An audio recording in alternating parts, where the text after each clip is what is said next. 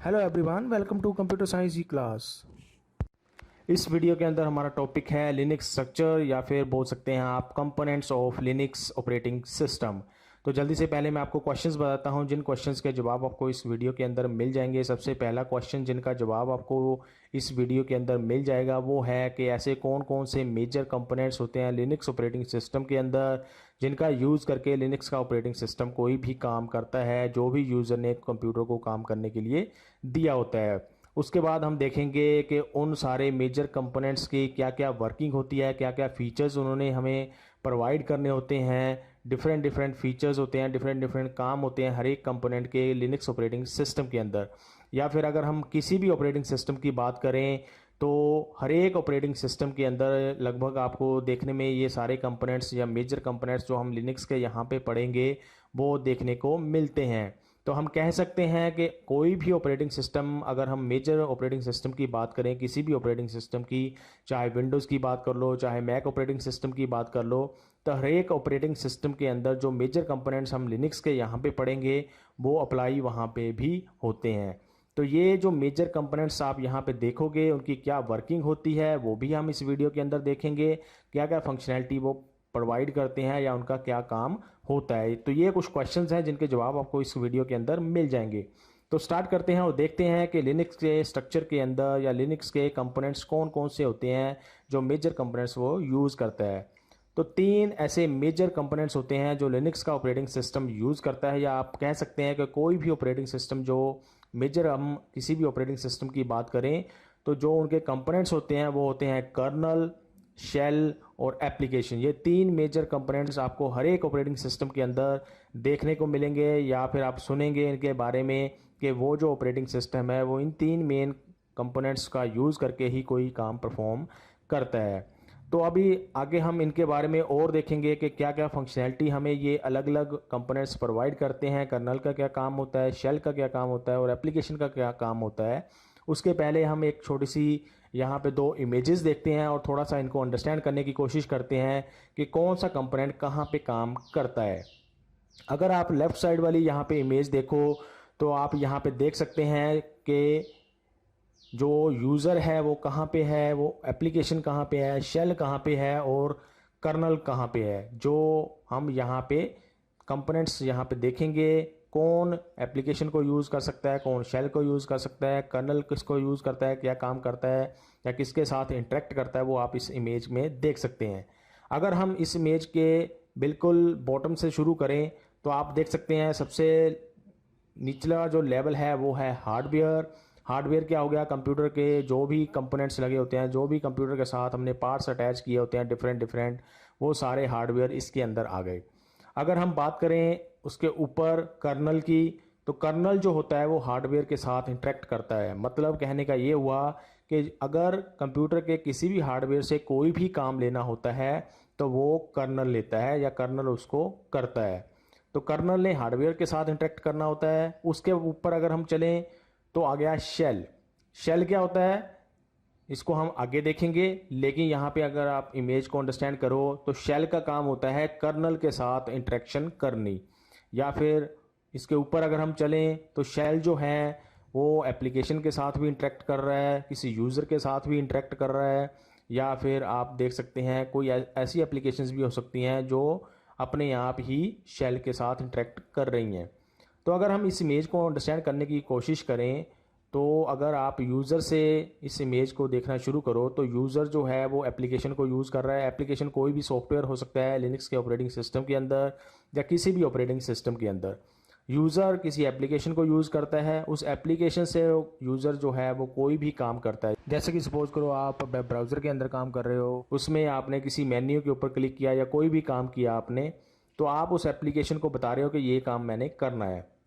वो एप्लीकेशन फिर आगे क्या करती है, वो आगे शेल को काम दे देती है वो काम जो आपने वहाँ पे उस एप्लीकेशन के अंदर किया है। शेल क्या करता है, उस काम को उस लैंग्वेज के अंदर कन्वर्ट करता है जिसको कर्नल जो होता है ऑपरेटिंग सिस्टम का वो अंडरस्टैंड कर सके। क्योंकि हमें पता ही है कंप्यूटर जो है वो सिर्फ बाइनरी लैंग्वेज को अंडरस्टैंड करता है। तो शेल का काम होता है कोई भी जो काम आ रहा है, कोई भी जो कमांड यूज़र ने दी है उसको बाइनरी लैंग्वेज में कन्वर्ट करना।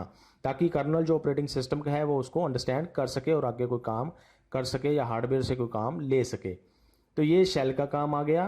कुछ एप्लीकेशंस ऐसी भी हो सकती हैं जो अपने आप चलती रहती हैं ऑपरेटिंग सिस्टम के अंदर, ताकि वो ऑपरेटिंग सिस्टम को कुछ फंक्शनैलिटी प्रोवाइड कर सकें। जैसे हमें पता है कि ऑपरेटिंग सिस्टम के अंदर हम अपना कंप्यूटर सिस्टम का टाइम देख सकते हैं, वो भी एक एप्लीकेशन है जिसका यूज़ करके वो हमें टाइम दिखाता है। तो वो एप्लीकेशन जो है जैसे ही हम कंप्यूटर को स्टार्ट करते हैं वो अपने आप ही स्टार्ट हो जाती है और वो शेल के साथ इंटरेक्ट करती रहती है, शेल आगे कर्नल के साथ और कर्नल आगे हार्डवेयर के साथ इंटरेक्ट करता रहता है।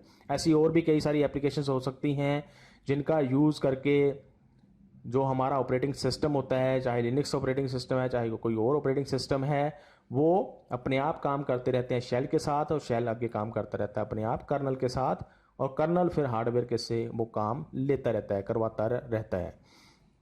तो आगे अगर हम चलें, दूसरी अगर आप इमेज यहाँ पे देखो, ये थोड़ा सा ब्रॉडर एरिया, अगर हम थोड़ा सा और लेमैन पर्सन की तरह देखें या फिर कोई ऐसा पर्सन देखें जो ये नहीं पता है जिसको शेल से कैसे काम लेना है या कर्नल से कैसे काम लेना है, तो अगर उसने कंप्यूटर से कोई काम करवाना है तो वो कैसे करवाता है वो आप सेकेंड इमेज के अंदर देख सकते हैं।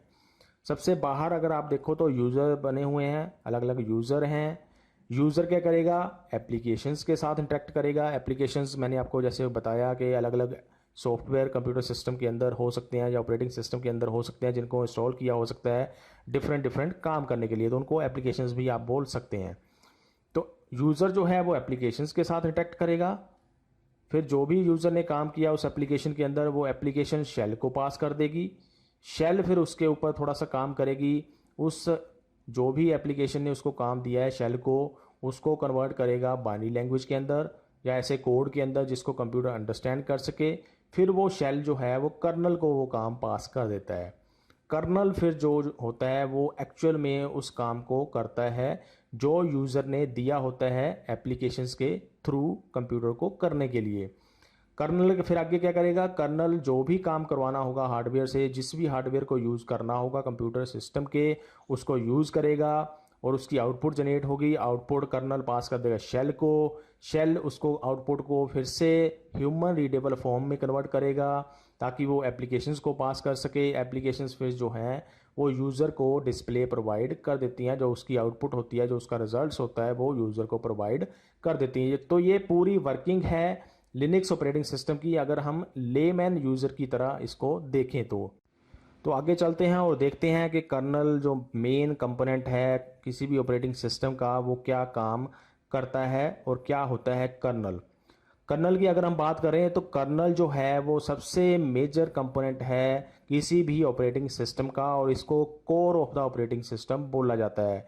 कोर क्यों बोला जाता है, क्योंकि ये जो ऑपरेटिंग सिस्टम है ये कंप्यूटर के हार्डवेयर और इसकी प्रोसेसेस या एप्लीकेशन या शेल के बीच में काम करता है। तो मतलब एक मिडल पोर्शन हो गया किसी भी ऑपरेटिंग सिस्टम का, इसीलिए इसको core of the operating system बोला जाता है। जैसे कि आपने पीछे इमेजेस के अंदर भी देखा कि हार्डवेयर के ऊपर जो कंपोनेंट होता है वो कर्नल होता है, इसीलिए इसको कोर बोला जाता है। वो कर्नल आगे एप्लीकेशंस के साथ भी इंटरेक्ट कर सकता है, शेल के साथ इंटरेक्ट कर सकता है, तो इसीलिए इसको core of the operating system बोला जाता है। जो कर्नल होता है वो सारे जो भी मेजर काम किसी भी ऑपरेटिंग सिस्टम ने करने होते हैं वो करने के लिए रिस्पॉन्सिबल होता है। मतलब जो भी ऑपरेटिंग सिस्टम हमें मेजर फंक्शनैलिटी या मेजर एक्टिविटीज़ या मेजर काम प्रोवाइड करता है वो काम जो है वो कर्नल करके देता है किसी भी ऑपरेटिंग सिस्टम का।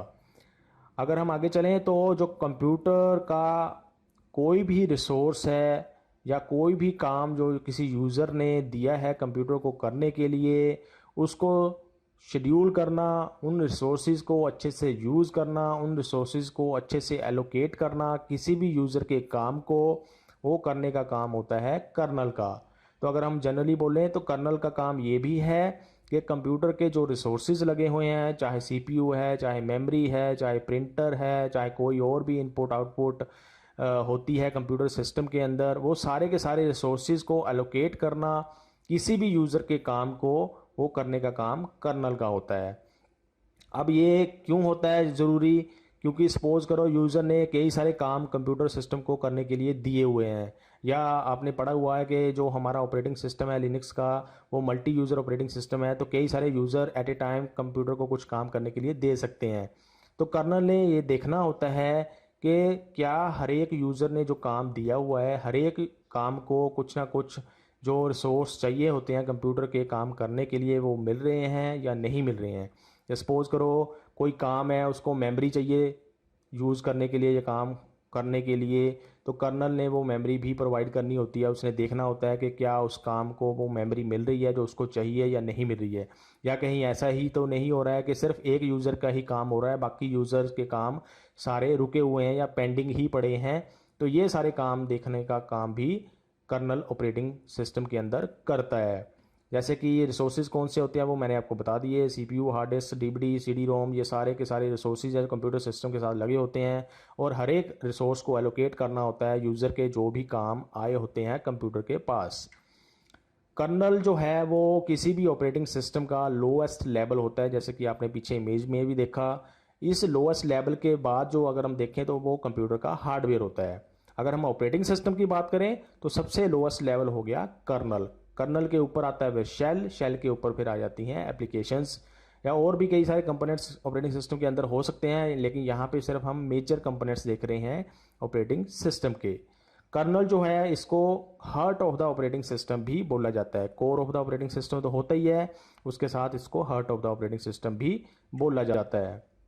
जो कर्नल्स होते हैं वो यूज़र्स को विजिबल नहीं होते हैं। यूज़र्स जो हैं वो डायरेक्टली कर्नल के साथ इंटरेक्ट नहीं करते हैं, या डायरेक्टली कर्नल को कोई काम नहीं देते हैं करने के लिए, क्योंकि यूज़र्स या तो अदर एप्लीकेशंस को यूज़ करते हैं या फिर शेल के थ्रू कोई काम दे सकते हैं कर्नल को करने के लिए। डायरेक्टली यूज़र्स जो हैं वो कभी भी कर्नल के साथ इंटरेक्ट नहीं करते हैं।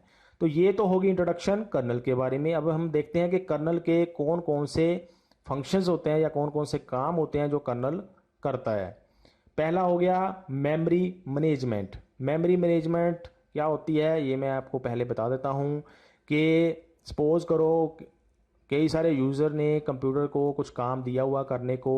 हर एक यूज़र को कोई काम करने के लिए मेमोरी की रिक्वायरमेंट होती है। हर एक यूज़र के टास्क को कुछ करने के लिए मेमोरी की रिक्वायरमेंट होती है। तो उस मेमोरी को हर एक टास्क को प्रोवाइड करने का काम कर्नल का होता है, और उसने कर्नल ने ये भी देखना होता है क्या क्या मेमोरी अवेलेबल है या नहीं है, या अगर अवेलेबल नहीं है तो कैसे स्वैपिंग करनी किसी ऑपरेटिंग सिस्टम के अंदर, ताकि जो मेमोरी है किसी टास्क को चाहिए है वो उसको प्रोवाइड की जा सके। स्वैपिंग आपने पढ़ी हुई है, स्वैपिंग के बारे में आपको आइडिया होगा कि स्वैपिंग क्या होती है। जब भी मेन मेमोरी के अंदर वो फुल हो जाती है और कई नई टास्क आ जाती हैं कंप्यूटर के पास करने के लिए, तो उन टास्क को भी मेमोरी की रिक्वायरमेंट होती है। तो वो फिर जो कर्नल होता है ऑपरेटिंग सिस्टम का वो कैसे प्रोवाइड करता है, वो मेन मेमोरी के अंदर स्वैपिंग अप्लाई करता है। मतलब उसके अंदर जो ऐसी फाइल्स होती हैं मेन मेमोरी में जो बहुत टाइम से यूज़ नहीं हो रही हैं या बहुत कम यूज़ हो रही हैं, उनको निकाल के स्वैप स्पेस में डाल देता है, और जिससे कि मेन मेमोरी के अंदर स्पेस खाली हो जाती है और नए टास्क को वो मेमोरी असाइन की जा सकती है। तो ये सारा काम मेमोरी मैनेजमेंट का कर्नल ने करना होता है किसी भी ऑपरेटिंग सिस्टम के अंदर। दूसरा अगर हम देखें तो वो होता है डिवाइस मैनेजमेंट। अब ये डिवाइस मैनेजमेंट क्या है, हमें पता है कि कंप्यूटर के साथ हम अलग अलग डिवाइसेस लगा सकते हैं, अलग अलग रिसोर्सेज लगा सकते हैं। उन डिवाइसेस को मैनेज करने का काम भी कर्नल का होता है। अब कई सारी ऐसी डिवाइसेस आती हैं जिनको कंप्यूटर सिस्टम के साथ अगर हमने यूज़ करना है तो उनके लिए हमें ड्राइवर्स भी इंस्टॉल करने पड़ते हैं कंप्यूटर सिस्टम के अंदर। ड्राइवर्स क्या होते हैं, वो कुछ ऐसे सॉफ्टवेयर होते हैं जो उन डिवाइसेस को कंप्यूटर के साथ अटैच करने के लिए, वर्क करने के लिए हमें कुछ ऑपरेटिंग सिस्टम प्रोवाइड करता है। कंप्यूटर को कुछ ऑपरेटिंग सिस्टम को कुछ फंक्शन प्रोवाइड करता है, वो जो ड्राइवर्स होते हैं। तो कर्नल का काम होता है कि उन डिवाइसेस को मैनेज करना with the help of drivers. जो ड्राइवर्स इंस्टॉल किए गए हैं उन डिवाइसेस के लिए कंप्यूटर सिस्टम के साथ, उनको मैनेज करने का काम भी कर्नल का होता है। अगला अगर हम देखें तो प्रोसेस मैनेजमेंट। अब कंप्यूटर के अंदर जो भी काम होता है, जो भी सॉफ्टवेयर आप चलाते हो, उनकी प्रोसेसेस कंप्यूटर सिस्टम के अंदर चलना शुरू हो जाती है। उन प्रोसेसेस को मैनेज करने का काम, उन प्रोसेसेस को रिसोर्सेज एलोकेट करने का काम, उन प्रोसेसेस को इंफॉर्मेशन आपस में शेयर करने का काम, उन प्रोसेसेस को आपस में सिंक्रोनाइज करने का काम भी कर्नल ने करना होता है किसी भी ऑपरेटिंग सिस्टम के अंदर, ताकि प्रोसेसेस जो हैं कंप्यूटर सिस्टम के अंदर चली हुई वो आपस में मिलजुल के काम कर सकें, कोई भी जो काम कंप्यूटर को दिया गया है करने के लिए। तो ये काम भी कर्नल का होता है, प्रोसेस मैनेजमेंट। अगले अगर हम टास्क के ऊपर चलें कर्नल के, तो वो होता है सिस्टम कॉल्स। सिस्टम कॉल्स क्या होती हैं? अब प्रोसेसेस आपने पढ़ी कि कई सारी प्रोसेसेस हो सकती हैं कंप्यूटर सिस्टम के अंदर जो काम कर रही हैं एट ए टाइम।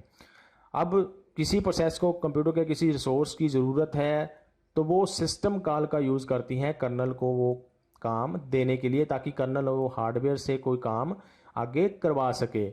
कर्नल जो है वो एक एप्लीकेशन प्रोग्राम इंटरफेस प्रोवाइड करता है बाकी प्रोसेसेस को, ताकि वो सिस्टम कॉल कर सकें उस कर्नल के लिए, उस कर्नल को कुछ काम प्रोवाइड करने के लिए जो वो आगे हार्डवेयर से करवा सके। तो इसको बोलते हैं सिस्टम कॉल। जो बाकी एप्लीकेशन या बाकी प्रोसेसेस एक इंटरफेस या एक टेक्निक यूज़ करती हैं कर्नल को कुछ काम देने के लिए, उसको बोलते हैं सिस्टम कॉल। उसके बाद अगर हम चलें तो सिक्योरिटी का फीचर भी कर्नल ने प्रोवाइड करना होता है। हमें पता है कोई भी ऑपरेटिंग सिस्टम है उसके अंदर अलग अलग सिक्योरिटी के फीचर प्रोवाइड किए हुए हो सकते हैं, और वो फीचर्स भी कर्नल प्रोवाइड करने में हेल्प करता है ऑपरेटिंग सिस्टम की। सिक्योरिटी में क्या आता है, जैसे कि कंप्यूटर सिस्टम के रिसोर्सेज की को प्रोटेक्शन प्रोवाइड करनी, जैसे कि CPU, memory, disk, software programs होते हैं, इनको सिक्योरिटी प्रोवाइड करनी ताकि सीपीयू का भी प्रॉपर यूज़ हो सके, मेमोरी का प्रॉपर यूज़ हो सके।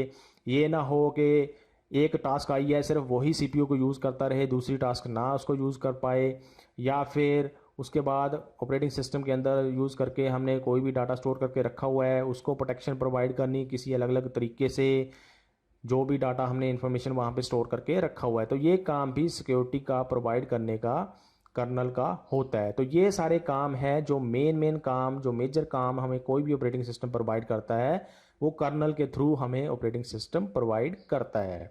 तो ये तो हो गया कर्नल, जिसको देख के आप अंडरस्टैंड कर ही गए होंगे कि कर्नल को क्यों core of the operating system या heart of the operating system बोला जाता है, क्योंकि सारे मेजर काम जो हैं वो कर्नल ने करने होते हैं, जो आप यहाँ पे देख सकते हैं।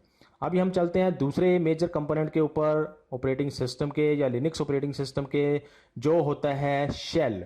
शेल क्या होता है? शेल अगर हम बात करें तो कर्नल से ऊपर का एक अगर हम लेवल पे आ जाएं, ऊपर वाले लेवल के ऊपर, तो वो होता है शेल। शेल एक ऐसा प्रोग्राम होता है जो इंटरफेस प्रोवाइड करता है बिटवीन द यूज़र और ऑपरेटिंग सिस्टम के कर्नल के बीच में।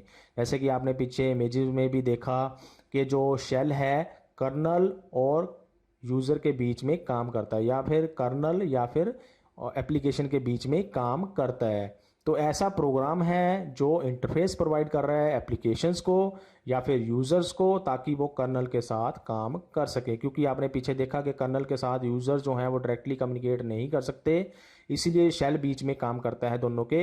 यूज़र जो है वो शेल को डायरेक्टली काम दे सकता है, शेल आगे कर्नल को पास कर देगा, या फिर यूज़र एप्लीकेशन को काम दे सकता है, एप्लीकेशन आगे शेल को काम देंगी, शेल फिर आगे कर्नल को काम देंगी।